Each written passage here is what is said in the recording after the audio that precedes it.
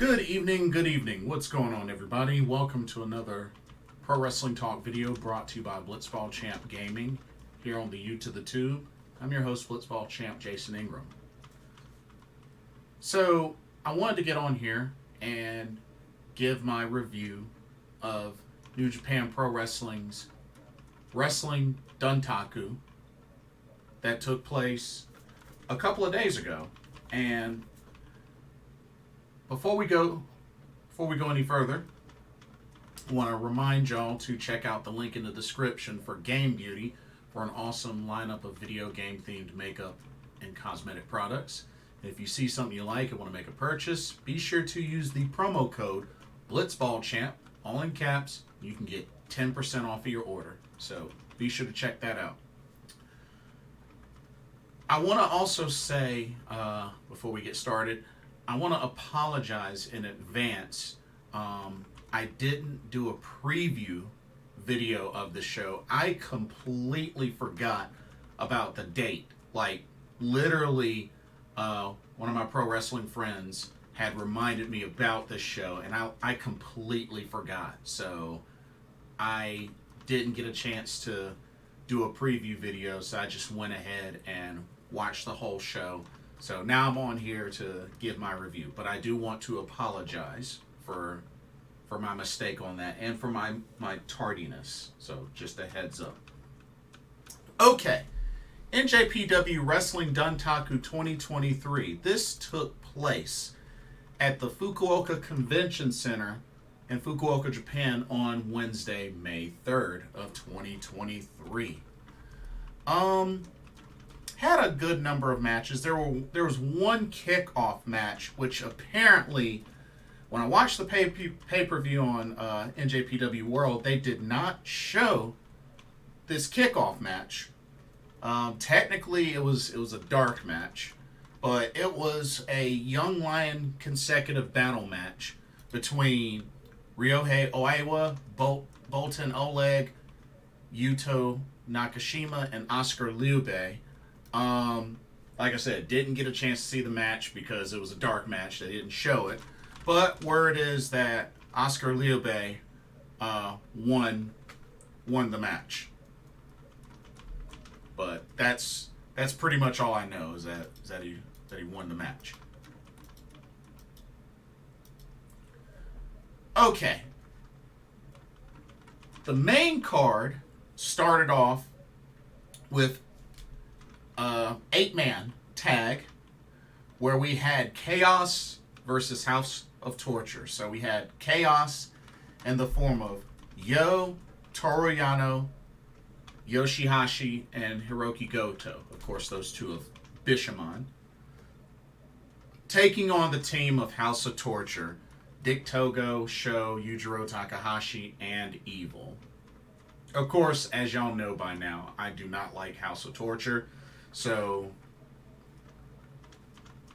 anytime that they're on the card, I just always try to pick against them. I don't really look forward to their shenanigans, but that's just me. But thankfully, it worked out well as YOSHI-HASHI pinned Togo after him and Hirooki Goto hit him with the Shoten double team finisher. Afterwards, originally House of Torture had stolen the IWGP tag team titles, and Aussie Open appeared after the match and pretty much took out House of Torture, got their titles back, got on the mic for a bit. You know, they praised Bishamon, and they're more than welcome to give Bishamon a rematch. But looks like we got a showdown to look forward to between Aussie Open and the folks of House of Torture. So definitely something to look forward to. But hey, I would not mind a rematch between Aussie Open and Bishamon. Yeah, I'm totally all for that. But Chaos gets the victory in this match. Okay, next up, we had a trios match. We had TMDK's Kosei Fujita, Shane Haste, and Mikey Nicholls taking on United Empire's the Great Okan and Aussie Open, of course, Kyle Fletcher, Mark Davis, which, Aussie Open was already in the ring, so they pretty much just transitioned to their next match. Overall, it was a pretty good match. Like I said, I've really been enjoying Shane Haste, Mikey Nicholls of TMDK. And it's good to see a little bit more of Kosei Fujita competing. Of course, he's part of TMDK as well. This was a pretty decent match overall, but I'm not really surprised at the outcome. I thought it was the right outcome, as the Great Okan submits Kosei Fujita with his Sheep Killer submission. But United Empire stands tall in picking up a victory over TMDK. Okay, next up we had another trios match. Still had more United Empire in action. And this time we had the team of Kevin Knight, KUSHIDA, the Intergalactic Jet Setters, teaming up with Shota Umino, going up against United Empire's Catch 2-2, which is Francesco, Akira, TJP, and Aaron Henare. This was a great back and forth match. I felt like both teams were pretty evenly matched, if you ask me. Of course, KUSHIDA, Kevin Knight just recently won the IWGP Junior Heavyweight Tag Team titles. So, yeah, I felt like this match, had, pretty balanced teams. Really, it could have gone either way. But, good match overall. KUSHIDA actually picks up the victory, pinning TJP with a small package. It kind of looked like a small package with a hoverboard lock, sort of, at the same time, but kind of transitioned it to a small package. But yeah, KUSHIDA pins TJP to pick up the victory. So good victory for the Intergalactic Jet Setters and Shota Umino. Let's see. Next up, more trios action. This time we had LIJ versus Just 5 Guys. So for LIJ, we had Bushi, Shingo Takagi, and Tetsuya Naito taking on Doki, Yoshinobu Kanemaru, and Taichi of Just 5 Guys. Definitely thought this was a really good match. Two very strong teams. Of course, Taichi just recently won the KOPW 2023 championship from Shingo Takagi. And Just 5 Guys, they've been building up a good amount of momentum since forming. So this was definitely a good test for them. But it was definitely back and forth, very action-packed from both sides. But when it was all said and done, all three members of LIJ were locked into submissions by Doki, Yoshinobu Kanemaru, and Taichi. Of course, Taichi and Bushi were the two legal men. Taichi had Bushi locked into kind of like a variation of a Dragon Sleeper. And Bushi eventually submitted, giving Just 5 Guys the victory. But overall, I thought it was a good match. I thought it was definitely a good match. That was just a pretty crazy ending. Okay. And then we go into some title matches, because we actually had 5 title matches on this card. So, some juicy championship action. First off, we had the Strong Openweight Championship on the line, as Kenta making his third defense against Hikuleo. Now, I have to say, Hikuleo got off to a hot start, connecting Kenta with a big boot just out of nowhere. And it looked like Kenta was knocked out unconscious. But of course, he was playing possum, tried to roll up Hikuleo, but it backfired. But was trying to play possum. And it was a good attempt. It was a really good attempt. And then that's when this match really started going, just back and forth between both these guys. And, you know, it was a good solid match. But then it just got to the point where Hikuleo pretty much had it in the bag. I mean, was just destroying Kenta near the end. And pretty much all that was left was to put the final nail in the coffin, hit Kenta with the choke slam, pinned him for the 1-2-3, and Hikuleo is your new strong open weight champion. So congratulations to him. I kind of had a feeling that with him having the preemptive strike on Kenta and just really how strong he looked in this match, it really wasn't a surprise that he ended up dethroning Kenta. I mean, it is kind of a bummer. This was only his third title defense, but Hikuleo definitely brought his A game, and he definitely showed why he deserved to be champion. So congratulations to Hikuleo. It'll be interesting to see how long of a title run he has. But new champion there. Okay, next up we had the NJPW World Television Championship on the line. As the champion, TMDK's Zack Sabre Jr. defends against United Empire's Jeff Cobb. Now, this match was definitely back and forth. An awesome clash of styles. Both competitors really, really good at what they do. And honestly, they definitely brought their A game, hard-hitting, technical, the works in this match. And sure enough, it went the distance because it ended in a time limit draw. That's right, ended in a time limit draw. And I think this is the first time limit draw since Zack Sabre Jr. won this title. But yeah, this was his sixth defense. So 6 successful defenses for Zack Sabre Jr. You know, being that it was a time limit draw, Zack Sabre Jr. retains the title. So good match. Like I said, back and forth, went the distance. And I'm sure at some point, maybe Jeff Cobb will get a rematch.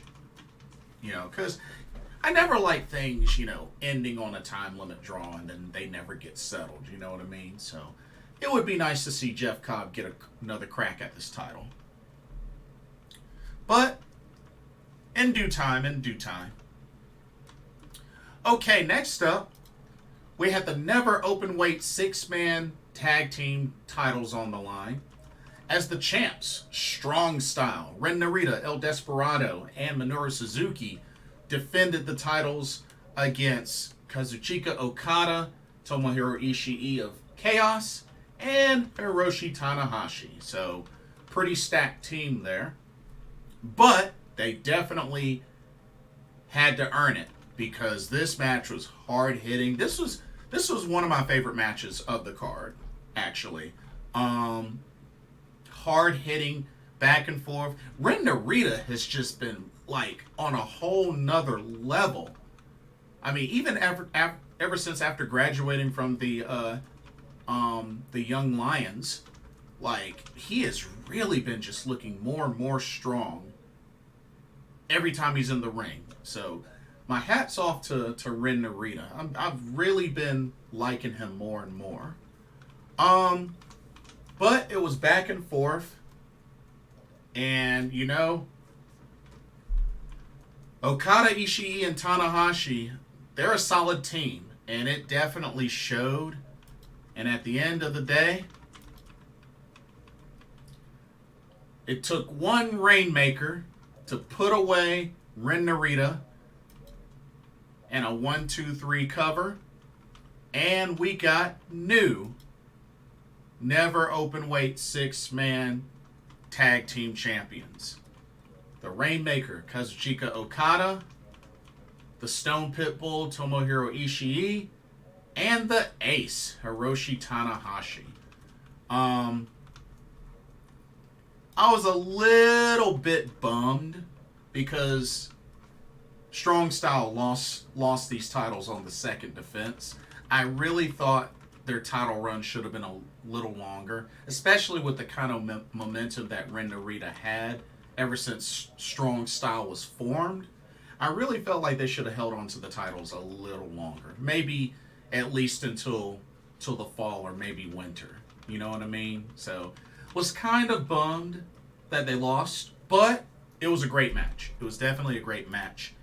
And then afterwards, Jon Moxley appeared on the big graphic screen and makes the challenge that he will be at Dominion. That's right. And he's bringing Wheeler Yuta and Shota Umino. And they're going to challenge Okada, Tanahashi, and Ishii. Now, the word is that this will be, I believe this will be a non-title. I think this is non-title. But let me check just to be sure. Okay, so hold up. So actually, Mox, Wheeler Yuta, and Shota Umino are going to take on Okada, Ishii, and Rocky Romero at Resurgence. But Mox did announce that he was going to be at Dominion. It's going to be at Dominion, which is June 4th. So maybe they get their title shot at Dominion, perhaps. Maybe that's who Okada, Ishii, and Tanahashi will make their first title defense. We'll see. But we know that Mox will be at both Resurgence, but he's also going to be at Dominion. So, good stuff. All right. Let's see. What do we have next? Oh, here we go. Next up, we had the Never Openweight Championship on the line as the champion, Tama Tonga, defended against the newest leader of Bullet Club, David Finlay. Now, of course, fight started off very early in this match, which doesn't surprise me. Doesn't surprise me at all. These two were definitely out for blood, and this match definitely went the distance. I think this was at least a good 26-minute match. At least like 26, maybe 27 minutes long. But this match definitely went the distance, and even Tama Tonga looked like he was close to retaining the title, but David Finlay's just been on a whole nother level since becoming a part of Bullet Club and being the new leader, and it definitely showed in this match. And then when it was all said and done, he just flat out obliterated Tama Tonga. It was so bad to the point where Jado was even considering throwing the towel to stop the match, because Tama Tonga was just getting obliterated. But it took like 3 trash pandas, or wait, I think he calls it Oblivion now. I think he changed it to Oblivion. It used to be called Trash Panda, but he did 3 trash pandas. He did a cover after each trash panda, but would pull up Tama Tonga before it reached the 3 count. But after the third Oblivion. I keep wanting to say Trash Panda because that's what it's usually called. But after the third Oblivion, David Finlay makes the cover, and David Finlay is your new Never Openweight champion. So it didn't really take that long to win a championship after becoming the leader of Bullet Club. So, but yeah, dude's been on Dude's been on a roll. I know he didn't win the New Japan Cup, but the dude has been on a roll.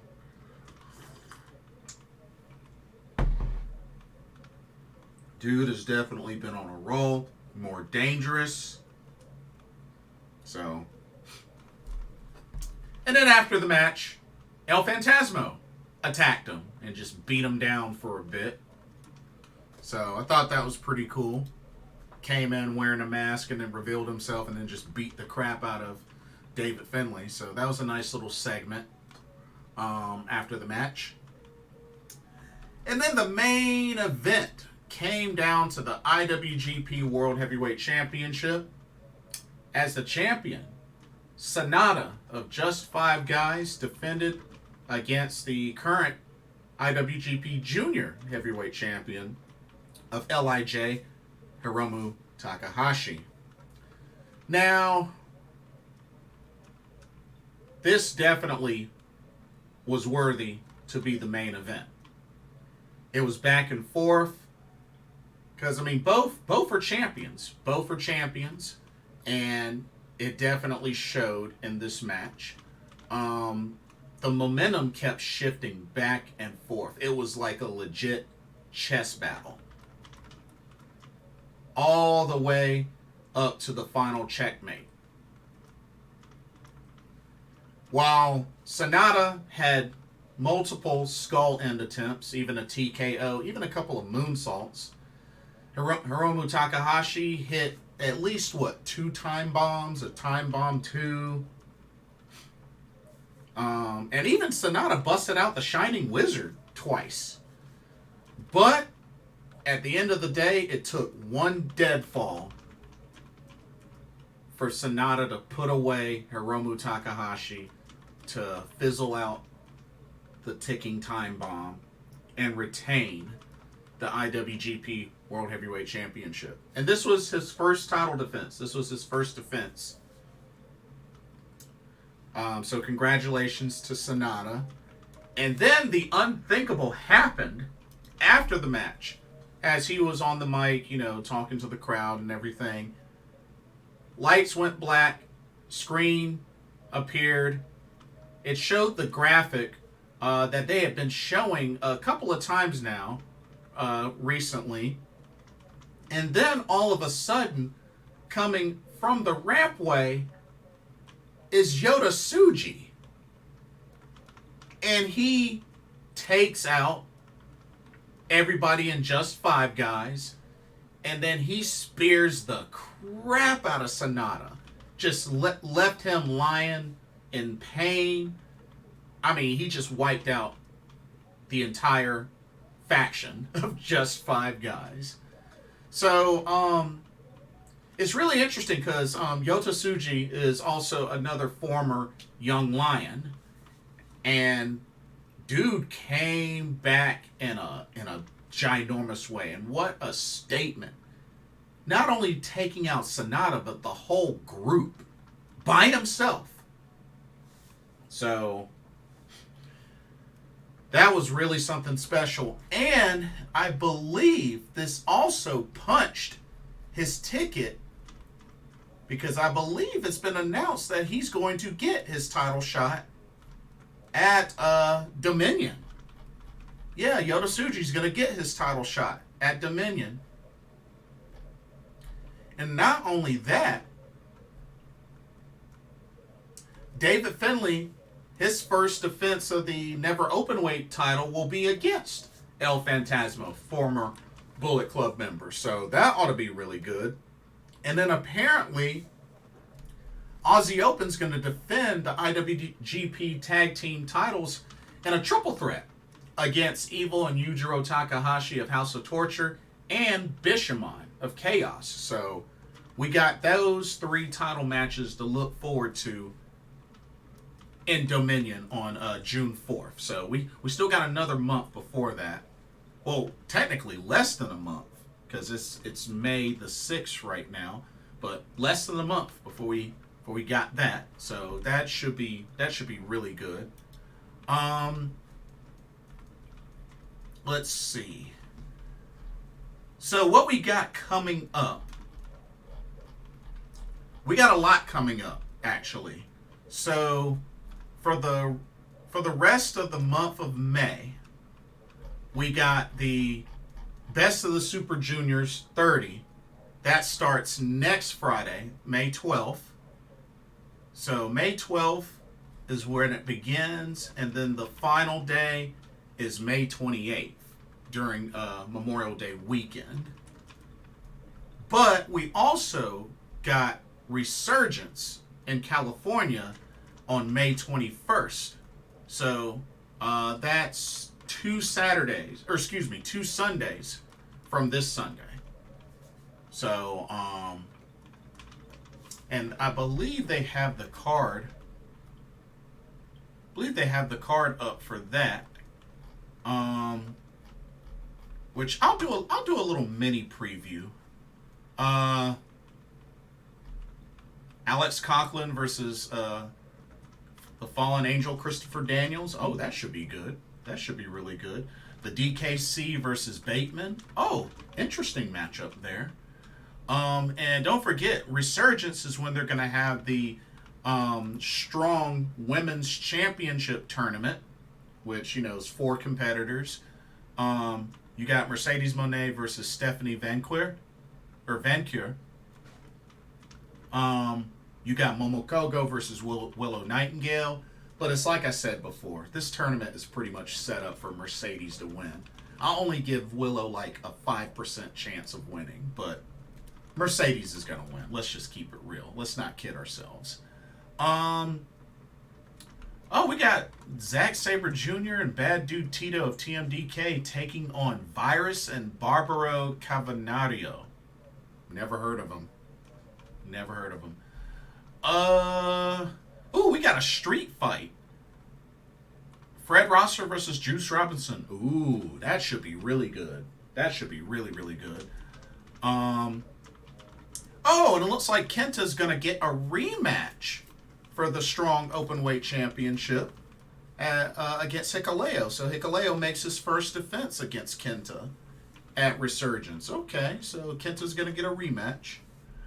And then, as I said earlier, Kazuchika Okada, Tomohiro Ishii, Rocky Romero versus Jon Moxley, Shota Umino, and Wheeler Yuta. That should be really good. And then we got the IWGP United States Championship #1 Contenders Tournament continues, which will be Hiroshi Tanahashi versus Will Ospreay. That should be really good. And then the word is that the NJPW Strong Women's Championship Finals will actually be the main event. That's actually going to be the main event of Resurgence. So I think that's pretty cool. So, yeah. Quite a card there. But that's Resurgence. That's May 21st. So, we got the Best of Super Juniors 30 and Resurgence in May. And then, don't forget, June. June's going to be pretty big because we got Dominion, which will be in the Osaka Joe Hall. We got All Together Again. So Dominion is June 4th. All Together Again, that's the big NJPW, AJPW collaboration, which that's Friday, June 9th at the Ryogoku Sumo Hall. And then you got the New Japan Road tour, which starts June 10th. So the day right after All Together Again. And then don't forget we got Forbidden Door near the end of June in Toronto, Canada. That's June 25th. So that's what we got looking to look forward to for the rest of May and in June. So a lot to look forward to there. But that'll conclude this video and review. Don't forget to check out the link to Game Beauty. And let me know what y'all's thoughts are. What did y'all think of NJPW's Wrestling Dontaku 2023? Did you like the card? Did you like the matches? What did you think about the outcomes? You know, we had 2 title changes. So we had David Finlay became the never openweight champion. We also had, actually no, we had 3 title changes. We had 3 title changes because Hikuleo became strong openweight champion, and Okada, Ishii, and Tanahashi became never openweight 6-man tag team champions. So we had 3 title changes on this card. So let me know what y'all's thoughts are. Don't forget to like, comment, subscribe, hit that notification bell. Thank you so much for watching. Hope you enjoyed the video. For another Pro Wrestling Talk brought to you by Blitzball Champ Gaming here on the U to the Tube, my name is Jason Ingram. Hope everybody has a blessed weekend, and I will see you in the next video. Take care. Laters!